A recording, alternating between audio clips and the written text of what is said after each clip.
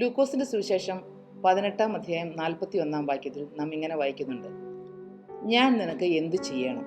കർത്താവായ യേശുക്രിസ്തു യെരീഹോയിന്റെ തെരുവീതിക്കരികെ ഇരുന്നുകൊണ്ടിരുന്ന ഒരു കുരുടനോട് ചോദിക്കുന്നതായ ഒരു ചോദ്യമാണിത്. കർത്താവ് തൻ്റെ പരസ്യ ശുശ്രൂഷയുടെ അവസാന കാലഘട്ടത്തോട് അടുത്ത സമയത്ത് യെരീഹോവിൻ്റെ തെരുവീതിയിൽ കൂടി കടന്നു പോവുകയായിരുന്നു. വലിയ പുരുഷാരം അവൻ്റെ കൂടെ ഉണ്ടായിരുന്നു. അപ്പോൾ ആ തെരുവീതിക്കരികിൽ ഇരുന്നുകൊണ്ടിരുന്നതായ ഒരു കുരുടൻ കർത്താവ് പോകുന്നതായ ശബ്ദം കേട്ടിട്ട് ഉറക്കെ വിളിച്ചിങ്ങനെ കരഞ്ഞു: യേശുവേ, ദാവീദ് പുത്ര, എന്നോട് കരുണ തോന്നണമേ എന്ന് നിലവിളിച്ചു. കൂടെ ഉണ്ടായിരുന്നവരെല്ലാം അവനെ ശാസിച്ചു: നീ മിണ്ടാതിരിക്ക്, നീ ശബ്ദിക്കാതിരിക്ക്, നീ ഇപ്പോൾ ഇങ്ങനെ ഒച്ച വയ്ക്കുന്ന എന്താണ്? കർത്താവ് കടന്നു പോകട്ടെ.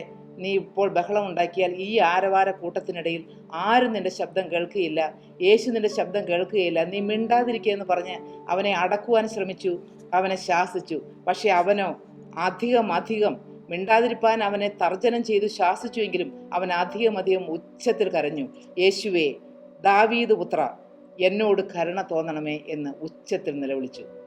യേശു തിരിഞ്ഞു നിന്നു അവനെ തൻ്റെ അടുക്കൽ കൊണ്ടുവരുവാൻ കൽപ്പിച്ചു. യേശു അവിടെ നിന്നു. ഈ കുരുടൻ്റെ നിലവിളി കേട്ട് യേശു അവിടെ നിന്നു അവനെ തൻ്റെ അടുക്കിലേക്ക് കൊണ്ടുവരുവാനായിട്ട് കൽപ്പിച്ചു. ശിഷ്യന്മാർ കുരുടനെ അവൻ്റെ അരികെ കൊണ്ടുവന്നു. അപ്പോൾ കർത്താവ് ചോദിക്കുന്ന ഒരു കാര്യമാണ്: ഞാൻ നിനക്ക് എന്ത് ചെയ്യണം? Hallelujah, hallelujah. ഇങ്ങനെ ഒരു കഥ കേട്ടിട്ടുണ്ട്. ഒരിക്കൽ സൂര്യൻ പകൽ മുഴുവൻ തൻ്റെ ജ്വലിച്ചു പ്രകാശിച്ച് വൈകുന്നേരമായപ്പോഴേക്കും സൂര്യൻ ക്ഷീണിതനായി. തൻ്റെ പ്രകാശം മുഴുവൻ, ഈ ലോകം മുഴുവൻ, ഈ ഭൂമിയെ മുഴുവൻ പ്രകാശിപ്പിക്കുവാനായി വളരെ തേജസ്സോടെ ജ്വലിച്ചു പ്രകാശിച്ചു. വൈകുന്നേരമായപ്പോൾ ക്ഷീണിതനായ സൂര്യൻ ലോകത്തിലെ എല്ലാ മൃഗജാലങ്ങളെയും തൻ്റെ അരികിലേക്ക് വിളിച്ചു. വലിയൊരു മീറ്റിംഗ് വിളിച്ചു കൂട്ടി. എന്നിട്ട് സൂര്യൻ ഇങ്ങനെ അവരോടായി ചോദിച്ചു: ഈ ഇത്രയും നീണ്ട 12 മണിക്കൂർ, ഇത്രയും മണിക്കൂറുകൾ മുഴുവൻ ഞാൻ ജ്വലിച്ച് പ്രകാശിക്കുകയായിരുന്നു. ഈ ഭൂമിയെ മുഴുവൻ പ്രകാശപൂരിതമാക്കുവാൻ വേണ്ടി ഞാൻ ഏറ്റവും ശക്തിയോടുകൂടി എൻ്റെ എല്ലാ കഴിവുകളും ഉപയോഗിച്ച് എൻ്റെ മുഴുവൻ ശക്തിയും എൻ്റെ മുഴുവൻ പ്രകാശവും ഞാൻ ഈ ലോകത്തെ പ്രകാശിപ്പിക്കുവാനായിട്ട് കൊടുത്തു. ഇപ്പോൾ ഞാൻ വളരെ ക്ഷീണിതനായിരിക്കുന്നു. എനിക്ക് അല്പസമയം ഒന്ന് മയങ്ങണമെന്നുണ്ട്. നിങ്ങളിൽ ആരാണ്? ഞാൻ മയങ്ങാൻ പോയാൽ ഈ ഭൂമി മുഴുവൻ കൂരിരുട്ടിലാണ്ടുപോകും. നിങ്ങൾ എനിക്ക് പകരം ആരെങ്കിലും എൻ്റെ ഡ്യൂട്ടി ഒന്ന് ഏറ്റെടുക്കണം. ആർക്കാണ് എനിക്ക് പകരമായി ഈ ഭൂമിയെ പ്രകാശിപ്പിക്കുവാൻ കഴിയുന്നത്? ഓരോ മൃഗങ്ങളും ഓരോ ജീവജാലങ്ങളും പരസ്പരം നോക്കി, സൂര്യൻ എന്താണ് ഈ പറയുന്നത്? ഇത്രമാത്രം പ്രകാശം കൊടുക്കാൻ, ഈ ഭൂമിയെ മൊത്തം മുഴുവൻ പ്രകാശിപ്പിക്കാൻ ആരെ കൊണ്ട് സാധിക്കും? സൂര്യൻ നോക്കി നിൽക്കുമ്പോൾ ഓരോരുത്തരായി പുറകോട്ട് മാറുകയാണ്. സൂര്യൻ ചോദിച്ചു: നിനക്ക് കഴിയുകയില്ലേ? നിനക്ക് ഈ പ്രകാശം കൊടുക്കുവാൻ കഴിയുകയില്ലേ? നിങ്ങൾക്ക് ആരെങ്കിലും എൻ്റെ ഡ്യൂട്ടി ഒന്ന് ഏറ്റെടുക്കാമോ? ഞാൻ പോകുമ്പോൾ ഇവിടെ പ്രകാശം കൊടുക്കുവാൻ ആരുമില്ല എങ്കിൽ ഇത് മുഴുവൻ അന്ധകാരത്തിലായി പോകും. ആരെങ്കിലും മുന്നോട്ട് വരാമോ എന്ന് സൂര്യൻ പിന്നെയും ചോദിച്ചു. പക്ഷേ ആരും മുന്നോട്ട് വന്നില്ല. എല്ലാവരും നോക്കിക്കൊണ്ടിരിക്കുമ്പോൾ അവസാനമായി ഒരു കൊച്ചു മിന്നാമിനുങ്ങ് സൂര്യൻ്റെ അരികിലേക്ക് പറന്നു വന്നു. എന്നിട്ട് സൂര്യനോട് പറഞ്ഞു: പ്രഭോ, ഞാനൊരു കൊച്ചു മിന്നാമിനുങ്ങാണ്, എനിക്കൊരു ഇത്തിരി വെട്ടമേ ഉള്ളൂ. എങ്കിലും അങ്ങ് വിശ്രമിക്കുവാൻ പോകുമ്പോൾ ഞാൻ ഈ ഭൂമിയെ പ്രകാശിപ്പിക്കാം. ഈ ഭൂമിയെ മൊത്തം പ്രകാശിപ്പിക്കാൻ ഒന്നും എനിക്ക് കഴിയുകയില്ല.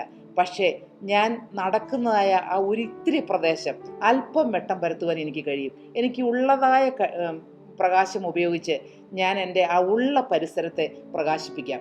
ആ കഥ ഇങ്ങനെയാണ് പറയുന്നത്: സൂര്യൻ പോയപ്പോൾ ഈ മിന്നാമിനുങ്ങ്, കൊച്ചു മിന്നാമിനുങ്ങ്, എല്ലാ സിംഹം ഉണ്ടായിരുന്നു, കരടി ഉണ്ടായിരുന്നു, വലിയ കുതിരയുണ്ടായിരുന്നു, ഒരുപാട് മൃഗജാലങ്ങൾ, ഒത്തിരി മൃഗജാലങ്ങളും കൊച്ചു പ്രാണികളും ജീവജാലങ്ങളും എല്ലാം ഉണ്ടായിരുന്നു. പക്ഷേ അവയുടെ കൂട്ടത്തിൽ നിന്ന് ഒരു കൊച്ചു മിന്നാമിനുങ്ങ് ദൈവം അവന് നൽകിയതായ ആ കൊച്ചു പ്രകാശത്തെ കൊണ്ട് താനുള്ളതായ പരിസരം മുഴുവൻ പ്രകാശിപ്പിക്കാമെന്നുള്ളതായ വാക്ക് കൊടുത്തു. പ്രിയപ്പെട്ടവരെ, ജീവനുള്ള ദൈവം നമുക്ക് തന്നിരിക്കുന്നതായ പ്രകാശം, നമ്മിൽ ഏൽപ്പിച്ചിരിക്കുന്നതായ ആ ദൂത്, നമ്മിൽ ഏൽപ്പിച്ചിരിക്കുന്നതായ ആ വിശ്വസ്തത, നാം അത് വിശ്വസ്തയോടെ കൈകാര്യം ചെയ്യുമെങ്കിൽ കർത്താവ് നമ്മെ അനുഗ്രഹിക്കും. ഇവിടെ ഈ കുരുടനായ ബർത്തിമായി അവൻ വിശ്വാസത്തിൽ സമ്പന്നനായിരുന്നു. എല്ലാവരും അവനെ ശാസിച്ചു, എല്ലാവരും അവനോട് മിണ്ടാതിരിക്കാൻ പറഞ്ഞു. പക്ഷേ അവൻ തൻ്റെ ശബ്ദം ഉയർത്തി കർത്താവിനോട് പ്രാർത്ഥിച്ചു, ഉറക്കെ കരഞ്ഞു വിളിച്ചപേക്ഷിച്ചു.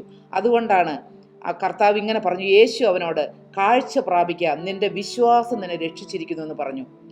ആ കൊച്ചു മിന്നാമിനിങ്ങിനെ പോലെ, ആ മിന്നാമിനിങ്ങിന് വലിയ പ്രകാശമൊന്നും ഉണ്ടായിരുന്നില്ല. ഒരു ചെറിയ വെട്ടം മാത്രമേ അതിനുണ്ടായിരുന്നുള്ളൂ. ഒരു മെഴുകുതിരിയുടെ വെളിച്ചം പോലുമില്ല. ഒരു കൊച്ചു തരി വെട്ടം.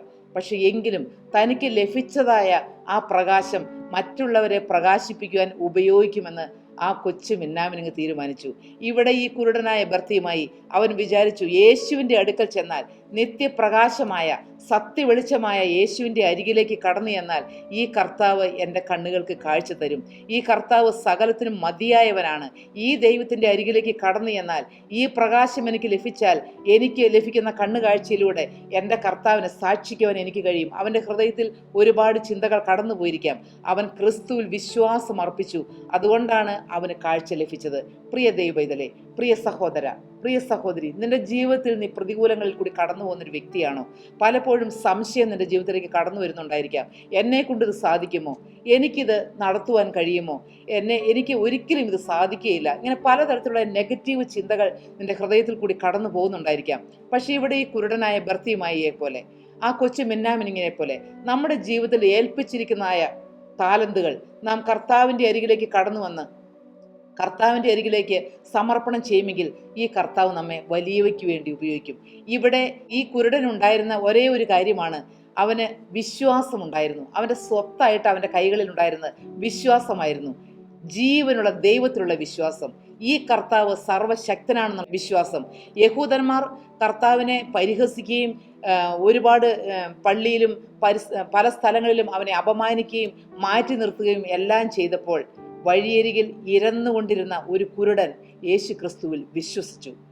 പ്രിയപ്പെട്ട മകനെ, പ്രിയ മകളെ, ഈ കർത്താവിൻ്റെ സുവിശേഷം കേൾക്കുമ്പോൾ വിശ്വാസത്തോടെ നിന്റെ ഹൃദയം ചായ്ക്കുവാൻ നിനക്ക് കഴിയുന്നുണ്ടോ? ഈ കർത്താവ് വലിയവനാണ്.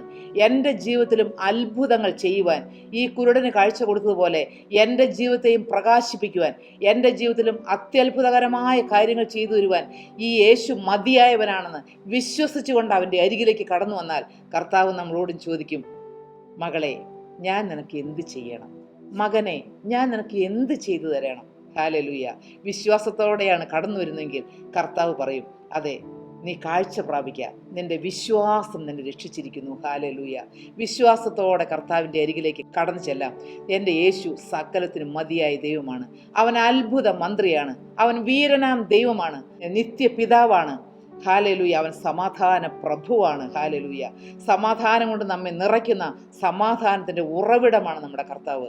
ഹാലേലൂയ. ഈ കർത്താവിൻ്റെ അരികിലേക്ക് കടന്നു വന്നാൽ, അത്ഭുത മന്ത്രിയായവൻ്റെ അരികിലേക്ക് കടന്നു വന്ന് ആ മുറിവാർന്ന കരങ്ങളിലേക്ക്, ആ നമുക്ക് വേണ്ടി തുളയ്ക്കപ്പെട്ട ആ പൊന്ന് മാർവിലേക്ക് ചാരിയിരുന്നു കൊണ്ട് ആ പൊന്നു കരങ്ങളിലേക്ക് ജീവിതം സമർപ്പിച്ചു കൊടുത്താൽ ഈ കർത്താവ് നമ്മെ വാലല്ല തലയാകും. അവൻ നമ്മെ മനോഹരമായി വഴി നടത്തും. ഈ ജീവിത യാത്രയിൽ നാം ഇടറിപ്പോകാതെ, നാം വീണ് വലഞ്ഞു പോകാതെ, ആ കുരുടന് കാഴ്ച കൊടുത്തതുപോലെ കർത്താവ് നമ്മുടെ ജീവിതത്തിലും വലിയവ ചെയ്യും. നാം എന്തിനെല്ലാമാണ് ആഗ്രഹിക്കുന്നത്? ആ കുരുടനോട് കർത്താവ് ചോദിച്ചു, ഞാൻ നിനക്ക് എന്ത് ചെയ്തു തരണമെന്ന്. അവൻ ഒരേ ഒരു കാര്യമാണ് പറഞ്ഞത്, എനിക്ക് കാഴ്ച പ്രാപിക്കണം. ഹല്ലേലൂയ. അത് ഇന്ന് നിങ്ങളുടെ ആവശ്യം എന്താണ്? ഈ ജീവിതയാത്രയിൽ നീ എന്താണ് ആഗ്രഹിക്കുന്നത്? കർത്താവിനോട് കൂടി നടക്കുവാൻ നിന്റെ ജീവിതത്തിൽ എന്താണ് കൊതിക്കുന്നത്? ആ ആഗ്രഹം കർത്താവിനോട് പറഞ്ഞാൽ കർത്താവ് നമ്മുടെ നല്ല ആഗ്രഹങ്ങൾ നിറവേറ്റി തരുവാൻ മതിയായ ദൈവമാണ്. ഈ കർത്താവിൻ്റെ കരങ്ങളിലേക്ക് നമ്മുടെ ജീവിതം നമുക്ക് ഏൽപ്പിച്ചു കൊടുക്കാം. വിശ്വസ്തനായവെങ്കിൽ നമുക്ക് ഭരമേൽപ്പിക്കാം. കർത്താവിൻ്റെ മുറിഞ്ഞ കരങ്ങളിൽ നമ്മുടെ ജീവിതം സുരക്ഷിതമായിരിക്കും. ഹല്ലേലൂയ. കർത്താവ് തൻ്റെ നന്മകളാൽ നിറയ്ക്കട്ടെ. എല്ലാ നന്മകളാലും അനുഗ്രഹിക്കട്ടെ. കർത്താവിൻ്റെ പൊന്നു തിരുനാമം മാത്രം മഹത്വപ്പെടുവാൻ ഇടയാകട്ടെ.